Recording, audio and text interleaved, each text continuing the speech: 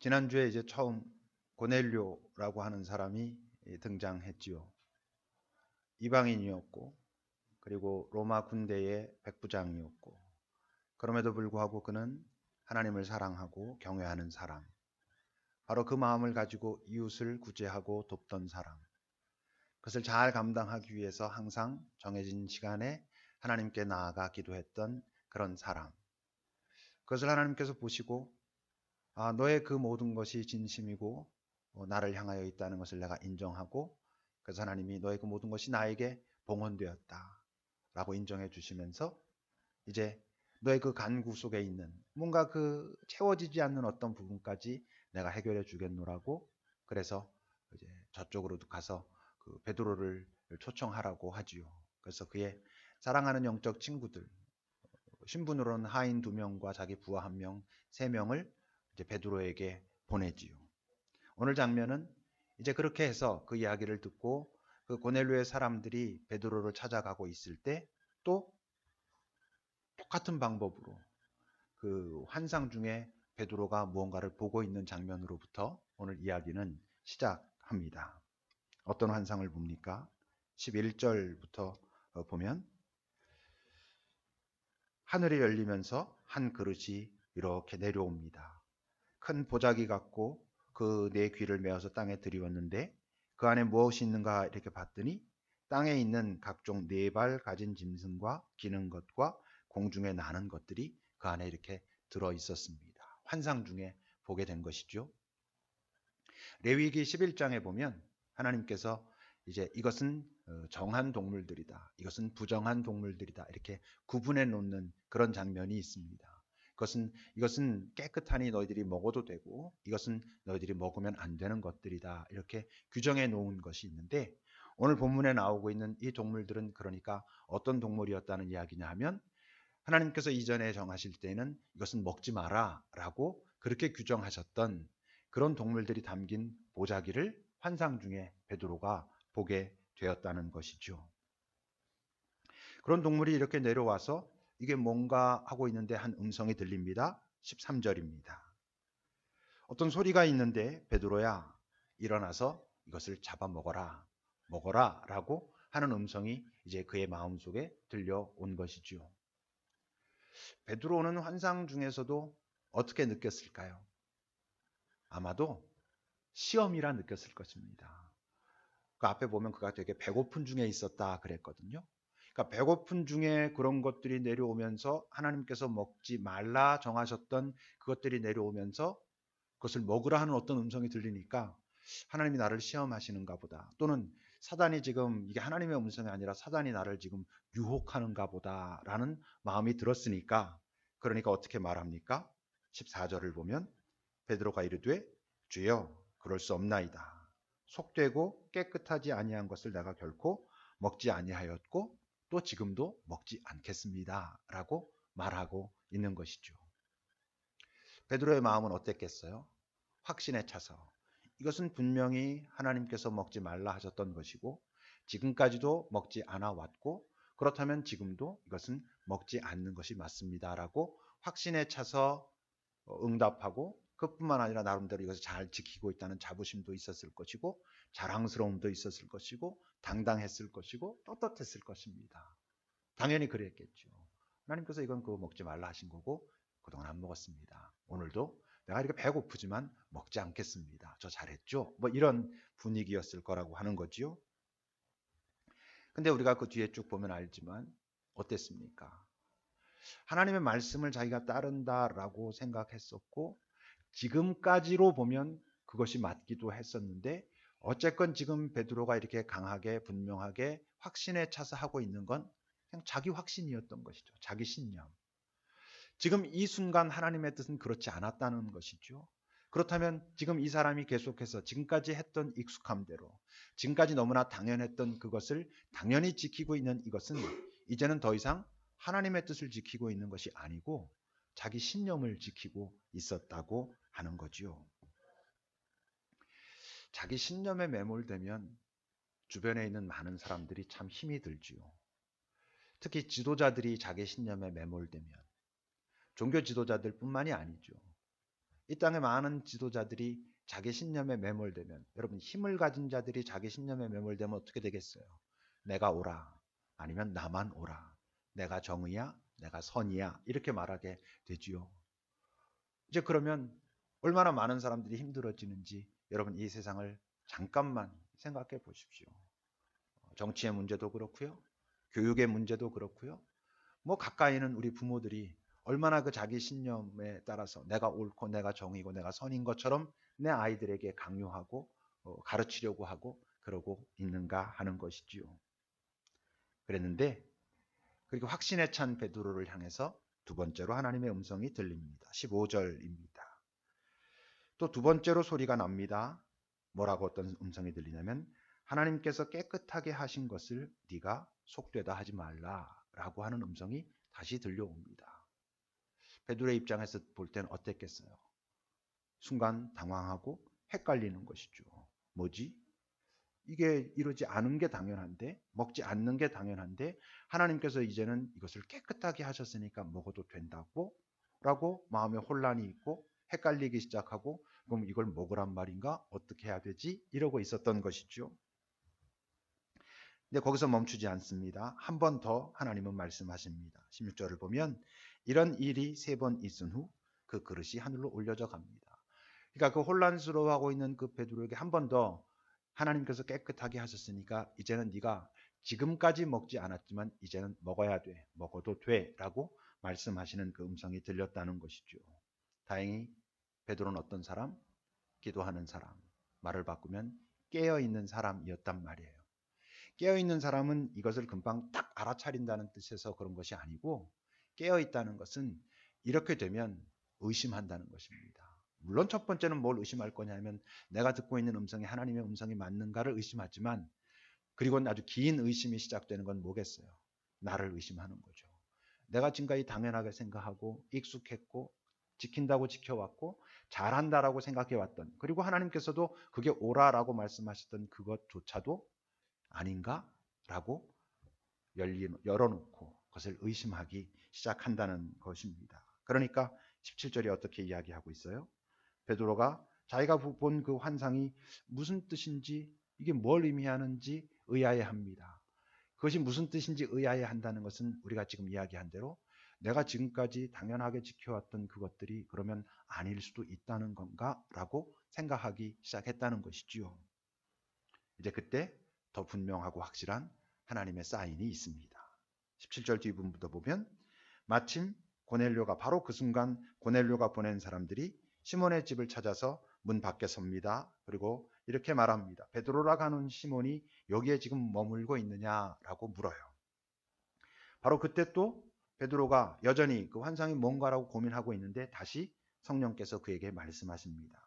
지금 2사람이 또는 3사람이 너를 찾고 있으니 일어나서 내려가라. 그리고는 의심하지 말고 함께 가라.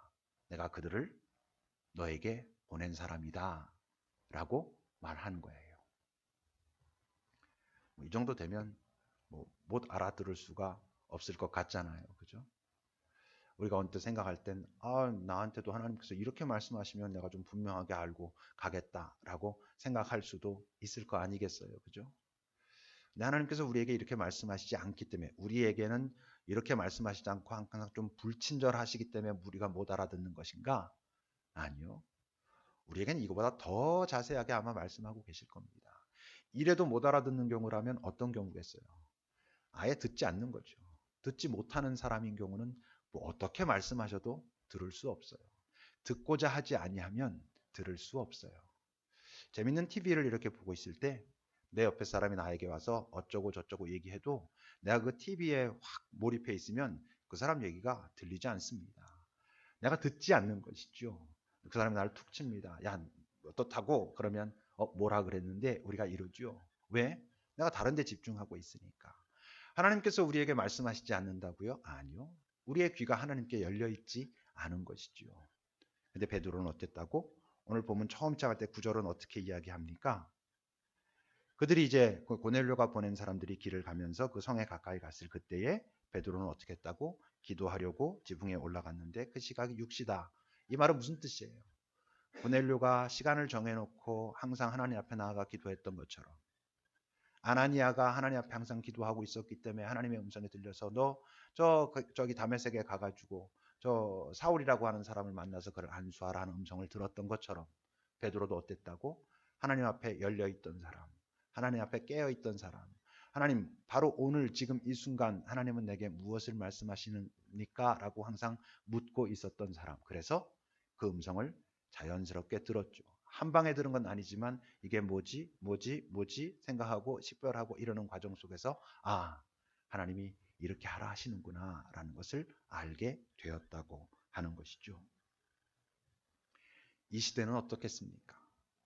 혹시 이 시대에 하나님께서 지금까지 너희들이 그게 당연하고 익숙하고 그게 뭐 맞지? 라고 해오던 우리도 그래서 그게 당연하게 생각하고 오히려 그것을 지키면 잘한 거야. 이 세상이 우리에게 뭐라고 해도 이것이 바로 우리가 하나님께 구원받았다는 증거야 라고 했던 그 어떤 것들 중에서 어떤 것은 정말 하나님께서 좀 기준을 바꾸셔가지고 이제는 알겠습니다 해야 될 것도 있고 어떤 것은 처음부터 하나님의 마음이 그렇지 않았는데 우리 어떤 고집 때문에 우리 어떤 편협함 때문에 그런 거라고 그냥 믿어왔던 것들 이제는 그런데 너희들이 좀 바꿔야 돼. 이제는 더 이상 그걸 계속 유지하면 안 돼 라고 말씀하시는 어떤 것들이 있지 않겠습니까? 사실 우리 공동체에서는 이런 부분들 이미 많이 이야기를 해서 굳이 다시 이야기할 필요 없지만 그냥 몇 가지 우리가 다시 한번 우리의 주의를 상기한다는 의미로 다시 한번 잘 마음속에 생각해 본다는 의미로 우리가 그동안 많이 해왔던 얘기 몇 가지를 다시 한번 생각해 보고자 합니다. 이 시대에 지금도 여전한 이슈로 남아있는 것들이기도 하지요. 하지만 대표적인 게 그 자살의 문제 같은 거죠. 요즘은 좀 많이 변한 것 같아요. 그죠? 근데 저가 어려서 이렇게 신앙생활하고 그럴 때 너무나도 명백하게 자살하면 지옥 간다 이런 얘기 많이 듣고 자랐습니다. 여러분들도 아마 익숙하게 들었던 얘기겠죠. 세계적으로도 꽤 인정받는 우리나라 신학자 중에 김세윤 교수라고 있습니다. 그분이 그 자살에 관한 이야기 하다가 나름대로 그 얘기할 때 좀 그가 좀 격했었는지 그런 식으로 표현했어요. 자살하면 지옥 간다라고 말하는 사람이 아마 먼저 지옥 갈 거다. 이렇게 얘기를 했어요. 그 이야기는 자살해도 괜찮다 이런 뜻이겠습니까? 그렇진 않지요. 지난 금요일, 토요일 새벽에 벌어진 그 파리에서 일어난 그 자살 폭탄 테러. 자신들의 신념 또는 자신들의 존재를 부각시키고 이 세상에 어떤 것을 자기네들이 상기하겠다라고 하는 자기네들의 목적을 위해서 불특정 다수를 자신들을 나타내는 도구로 삼았던 그 생명을 도구로 삼았던 그들에게 어떤 분노나 원한이나 복수심이 있는 것도 아니고 그냥 이 생명을 통해서 자신들을 보이겠다고 했던 그들의 그 자살은 아마 하나님께서 하실 수 있는 가장 강한 징계, 징벌을 내리시겠죠. 그것이 무엇이든 지옥에 가는 것이든 무엇이든 가장 강한 징계를 내리실 것이고 그것은 악한 것이고 악에 자기네들이 아주 기꺼이 응답한 그런 모습들 아닙니까? 당연히 그런 것은 하나님께서 용납하시지도 또는 인내하시지도 전 않을 거라고 생각합니다만 어떤 자살은 전혀 자기의 자각이 없는 깊은 우울증 속에서 나타나는 것들도 있고요. 또 어떤 경우는 그들을 꾸짖으시기 전에 먼저 우리들을 향하여 꾸짖으실 만한 그런 이 땅의 아픈 죽음들도 많이 있지요. 벌써 사람들이 다 잊었지만 한창 우리가 마음속에 아파하던 세모녀 사건 같은 경우들 더 이상 어떻게 살아갈 수가 없어서 남은 돈 집주인에게 죄송합니다라고 남겨놓고 세모녀가 목숨을 끊었을 때 우리가 같이 다 아파하였습니다. 그런데 만약 그러지 못하겠지만 어떤 사람들이 아픈 건 아픈 거지만 그래도 자살하면 지옥 간다 이렇게 말하고 있다면 그것은 좀 안 되는 말이잖아요. 오히려 하나님께서 우리를 향하여 하나님을 믿는다고 하는 우리를 향하여 너희들이 저들을 저 죽음으로 몰아넣었다라고 우리를 먼저 꾸중하시겠지요. 우리가 그런 아픔을 같이 짊어져야 하는 것이겠지요. 어떤 사람들은 이런 이야기를 하기도 합니다. 자살에 대해서 그렇게 허용하는 듯한 뭔가 열려있는 듯한 태도를 취하면 자살하는 사람들이 더 늘어난다. 이런 이야기들을 하기도 합니다만 정말 천박한 인식 아닙니까? 인간의 생명에 대한, 인간의 이 땅에서의 삶에 대한, 그들의 그 깊은 아픔에 대한, 그들의 절망에 대한 전혀 공감과 그리고 갈등과 고뇌도 없이 그저 자기가 판단자인 양, 평가자인 양 함부로 말하고 있는 그런 태도들은 그 사람이 죽을 때 어떤 상황 속에서 자기의 생명을 끊고자 했는지에 대한 아픔을 한 번도 경험하려고조차 노력하지 않으면서 그저 말로 자기 머리로 하고 있는 그런 이야기들. 이제 김세임 교수 같은 분은 이제 그런 상황을 놓고 그런 사람들이 더 먼저 지옥에 갈 것이다라고 뭐 그렇게 표현한 것이겠죠. 자살이 어떻게 하나님께서 보실 때 그들을 어떻게 할 것인가에 대해서 우리가 100% 이거야 라고야 어떻게 말하겠습니까마는 우리가 조심해야죠. 우리가 그런 주변에 있는 사람들을 볼 때 또는 그런 가정을 볼 때 우리가 어떤 마음으로 접근해야 하는가 하는 것은 정말 깨어서 이 죽음에 대하여 하나님께서는 어떤 마음으로 어떻게 아파하시며 어떻게 하고 계시는가를 보지 않으면 우리는 마치 베드로가 끝까지 자기의 고집대로 나는 먹지 않습니다라고 하고 그러므로 고넬료와의 어떤 만남이 이루어지지 않고 하는 것을 우리 스스로도 행할 수 있다고 하는 거지요. 또 이제 요즘 이렇게 이슈가 되고 있는 것들 뭐 여러분들이 조금만 관심이 있으시면 아마 이렇게 보시는 부분들 실제로 그런 논의가 있어 온 지는 꽤 오래됐죠. 그게 뭐냐 하면 도대체 이 진화, 창조 이 문제를 어떻게 볼 것이냐 하는 겁니다.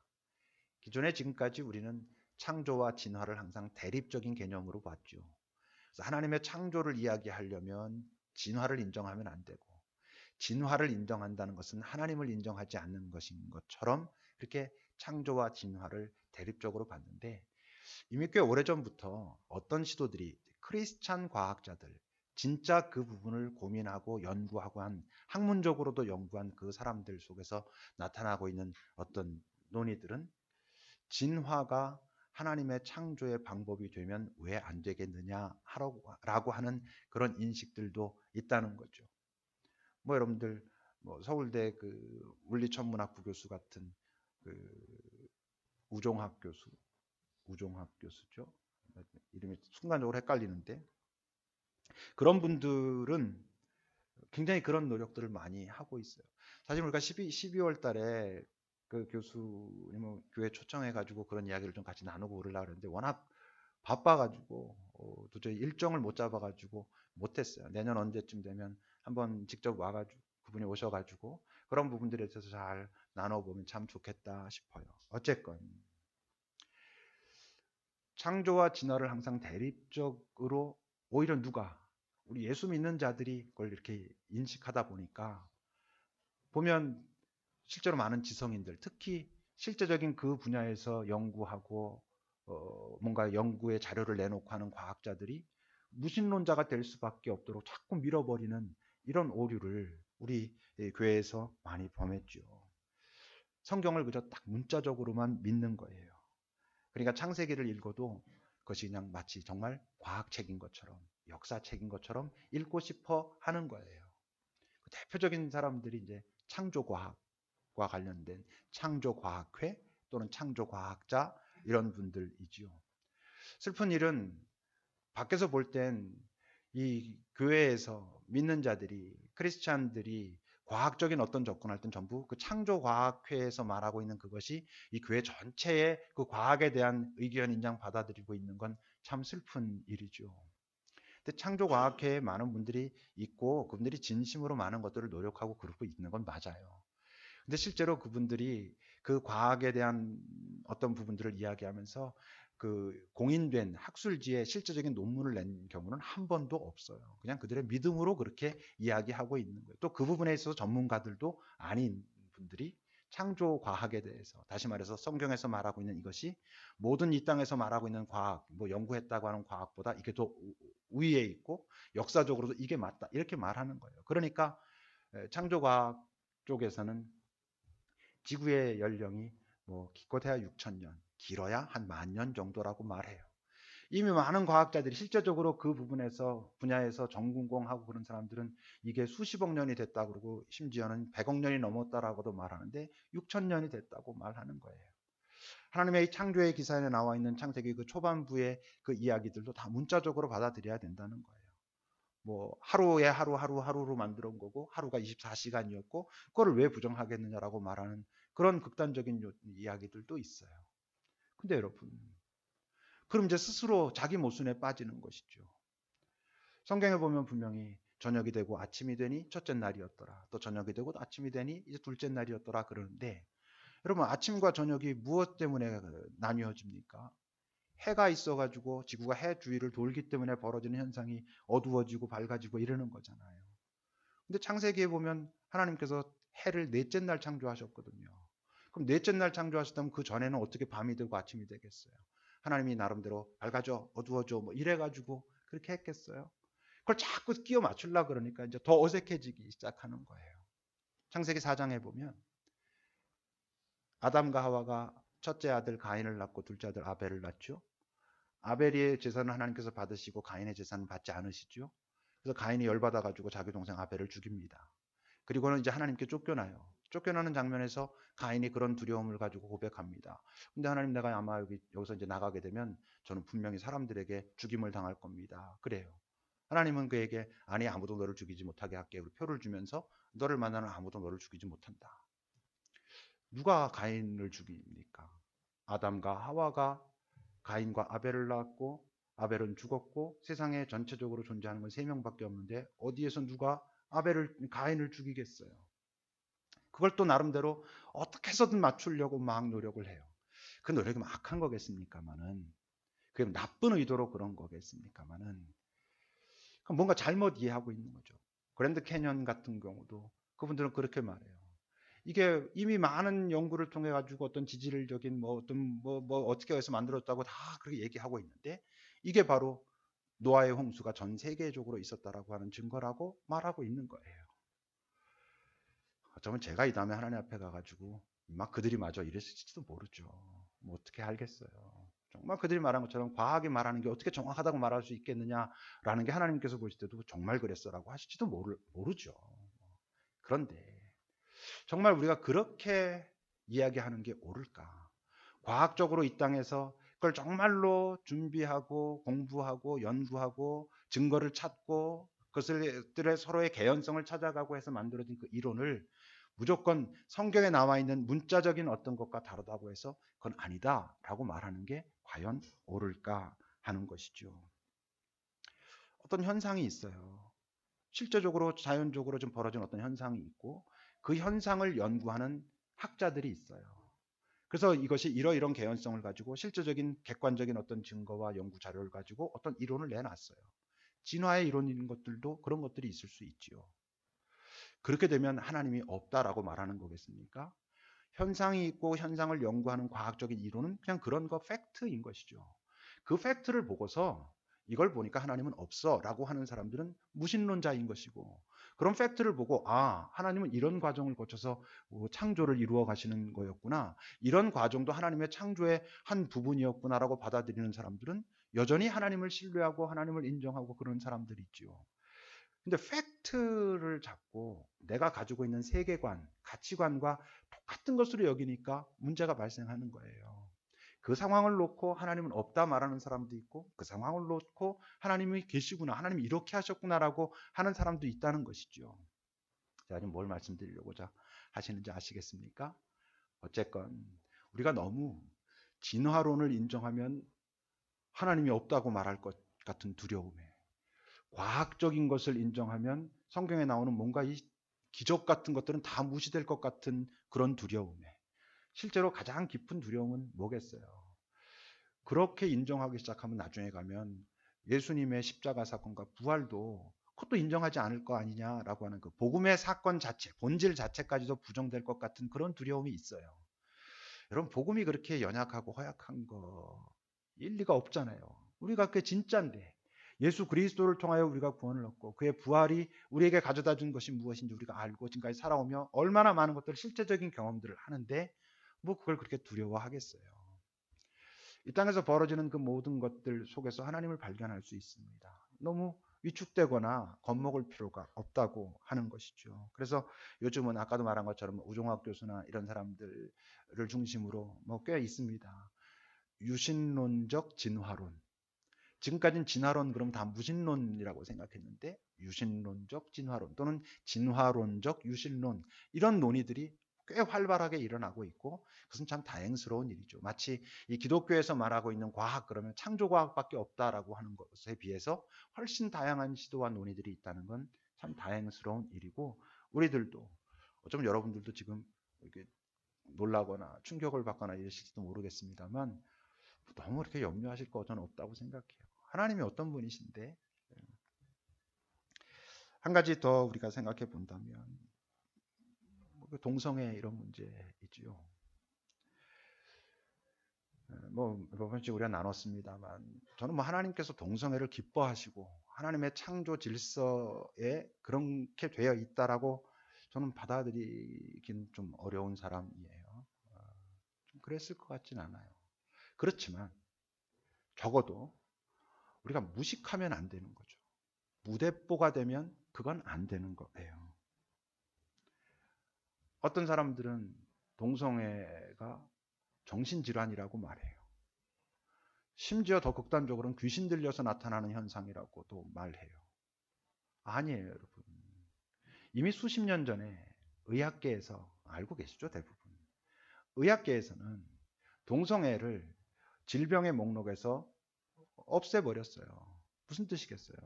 그건 치료하는 것이 아니라는 거예요. 우울증은 약을 먹고 상담을 하고 이러면서 고쳐갑니다. 근데 동성애는 약을 먹고 뭐 상담을 하고 이래서 고쳐지는 게 아니라는 거예요. 뭘 얘기해요? 선천적인 성향이라는 거예요.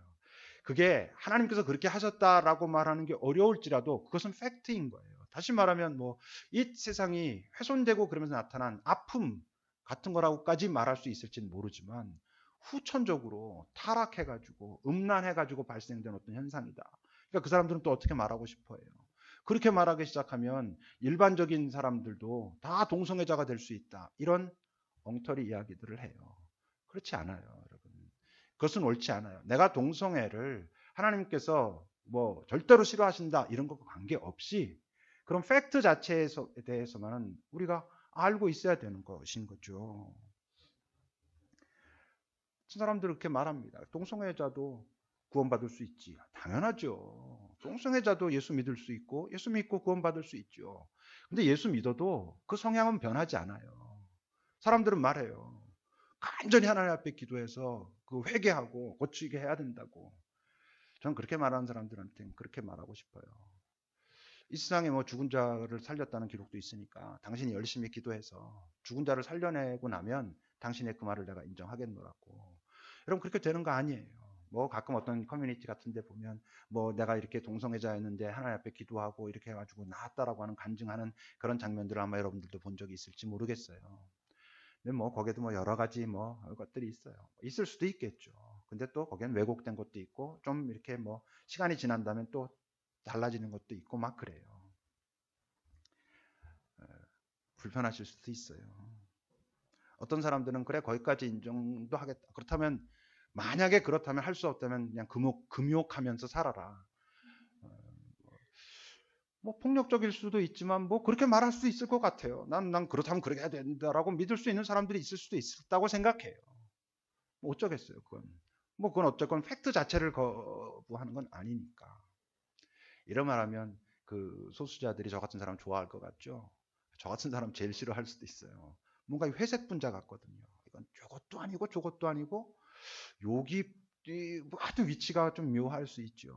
맞아요. 저 같은 사람 회색 분자예요. 그러니까 여기서도 욕 안 먹고 저기서도 욕 안 먹으려고 그러는 걸 수도 있고 여기서도 욕 먹고 저기서도 욕 먹으려고 그러는 걸 수도 있고 근데 뭐 그들의 어떤 것 때문에 그런 게 아니라 제 믿음이 그런 거예요. 제가 지금까지 하나님과 그러니까 아직 해결이 안 됐죠. 저는 주례를 설 수는 없어요. 왜냐하면 그것이 창조 질서라고 하는 그 확신이 내게 없기 때문에 두 사람의 결혼을 그렇게 내가 세워줄 자신은 저는 없어요.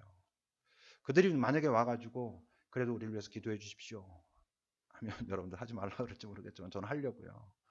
저 이단으로 쫓겨나도 할 수 없어요. 제 마음은 그래요. 하나님 이들에게 당신의 은혜를 주십시오라고 말하고 싶어요. 그렇게 기도해 주고 싶은 마음이에요. 제가 주례는 안 쓸 거예요. 아직은 못 쓰겠어요.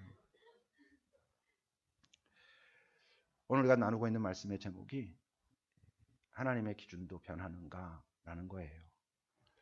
하나님의 기준이 변할 것 같습니까? 안 변할 것 같습니까? 변합니다. 하나님의 기준은 매우 자주 변합니다. 왜? 그분의 본질은 변하지 않기 때문이죠.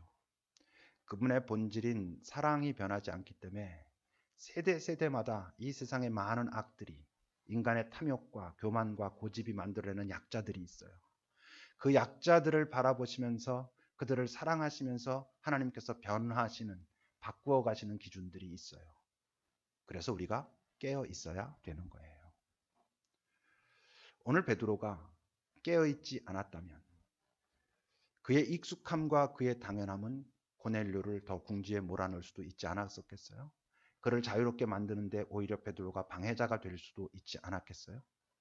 우리가 깨어있지 않으면 어쩌면 우리가 지금까지 이게 너무나 당연하고 너무나 익숙하고 이게 맞았고 이것을 통해서 하나님께서 기뻐하셨고 라고 하는 거기에 우리가 그냥 가만히 머물러 있다가 지금도 당연히 하나님은 그러시겠지라고 생각하고 있다가 어쩌면 하나님께서 우리를 통해서 구원하시려고 하는, 사랑하시려고 하는, 돌보시려고 하는 누군가를 우리가 막아서는 그런 역할을 감당할 수도 있다고 하는 것을 기억해야 되는 것이죠. 다 깨어 있어야 돼요. 하나님은 계속 변하셔요. 그 세대마다 아프고 눌린 자들, 슬퍼하는 자들, 소외되는 자들이 있어요. 그 사회가 만들어가는 그런 약자들이 있어요. 그들을 우리가 바라보시면서 이들을 향한 지금 하나님의 마음이 무엇인지 우리가 꼭 봐야 돼요. 살펴야 돼요. 너무 우리가 지금까지 이랬지만 이제는 이래야 되겠구나라고 바꾸는 것을 겁내하지 마세요. 우리가 하나님께 열려만 있다면 때로 그것이 우리가 실수일지라도 하나님이 그런 하나님의 마음을 찾고자 하는 그 간절함 때문에 했던 그것 때문에 우리를 징계하지 않으세요. 또 우리가 어떻게 한 것 때문에 다른 어떤 것이 나빠지지도 않아요. 하나님의 마음을 우리가 가지고 가고자 했다면 그냥 하나님께서 기대하시는 그 일에 우리가 기꺼이 사용받는 자로 사는 것이죠. 기억하십시오. 오늘도 하나님의 기준은 변하는 곳이 있어요. 깨어있는 자만 그것을 들을 거예요. 깨어있는 자만 자기의 익숙함을 버리고 새로운 시도를 하기 때문에 이 순간 나와 함께 하기 원하시는 새 하나님을 만나며 살게 될 거예요. 기도합시다.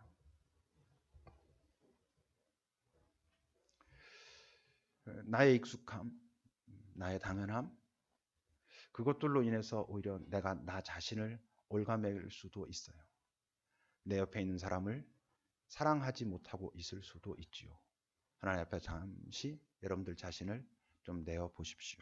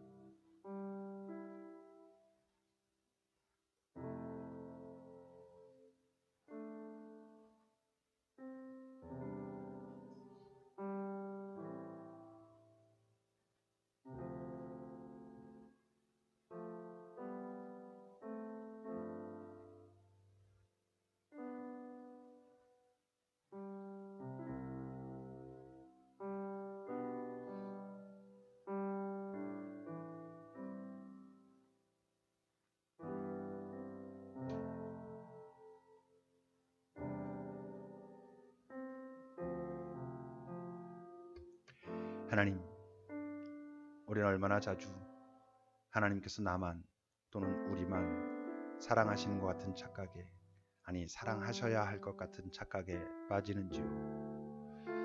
힘들고 아픈 자들을 긍휼 없이 깊은 고뇌와 갈등과 공감하는 마음 없이 그냥 쉽게 말하고 그리고 쉽게 해결책을 말하고 그렇게 살 때도 얼마나 많은지요. 네가 이렇게 하지 않아서 그래 라고 말할 때도 또 얼마나 많은지요. 지금까지 내가 익숙하고 당연하고 그리고 실제적으로 내가 많이 애썼고 그걸 통해서 하나님을 만났다 할지라도 지금 이 순간 하나님은 내게 전혀 다른 것을 말씀하실 수도 있음을, 하나님 어제랑 다르잖아요 라고 말할 때 하나님이 그래 달라졌어, 오늘 나쁜 사람이 있거든 이라고 우리에게 말씀하실 수 있다는 것을 우리가 기억하고, 우리가 기억해야 할 것은 지금까지 익숙했던 기준이 아니라 이 순간 하나님께서 가지고 계신 사랑이라는 것을 놓치지 않도록. 그래서 우리가 이 땅을 살아갈 때 그 순간순간마다 역동적으로 살아가시는 행하시는 하나님과 함께 동행하는 우리가 되도록 우리에게 당신의 은혜를 주십시오. 예수님의 이름으로 기도합니다. 아멘.